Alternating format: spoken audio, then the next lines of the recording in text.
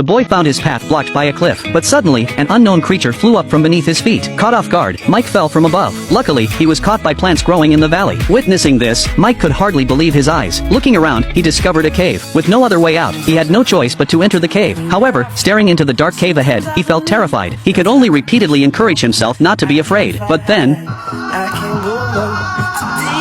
Xiaolan suddenly appeared before him, and he took out a handkerchief. Mike instantly recognized it as his father's handkerchief, so he decided to follow Xiaolan, hoping it would lead him to his father. But as they walked, Xiaolan told Mike to stop there. It turned out Xiaolan had led Mike under a tree covered with large spiky balls. He motioned for him to stay put, then went to wake the big spiky ball, intending to have it eat Mike. However, the big spiky ball, sound asleep, paid no attention to Xiaolan. When Xiaolan came back down, he realized Mike had already run to the crashed spaceship. He was collecting leftover electric fruits for future use, but as Xiaolan tried to pull Mike back, he accidentally touched an electric fruit. The next moment, his hand was electrocuted and turned pitch black. Frightened, Xiaolan stumbled backward. Seeing this, Mike quickly helped bandage Xiaolan's wound. Touched by Mike's kindness, Xiaolan realized that Mike was not a bad person. But just then, the big spiky balls that had been sleeping all rushed over. Xiaolan hurried to stop them, but was swatted aside by one of the big spiky balls. Just as Mike was about to be eaten, John and Jack arrived just in time. Jack used his homemade flamethrower to drive back the big spiky balls. Then, he led them to jump off the cliff, landing right on a school of small red fish. But the big spiky balls continued chasing closely behind. Jack used his flamethrower to scatter the fish behind them. However, the scattered fish quickly regrouped, and the big spiky balls caught up again. Time for a barbecue.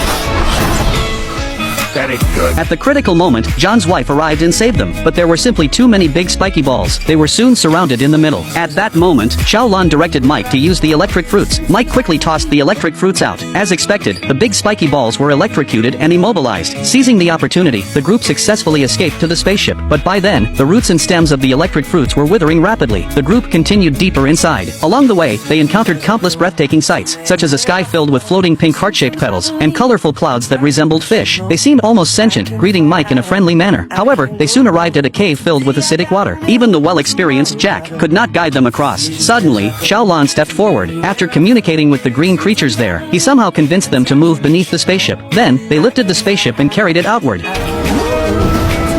In the end, with the help of the green creatures, they successfully passed through.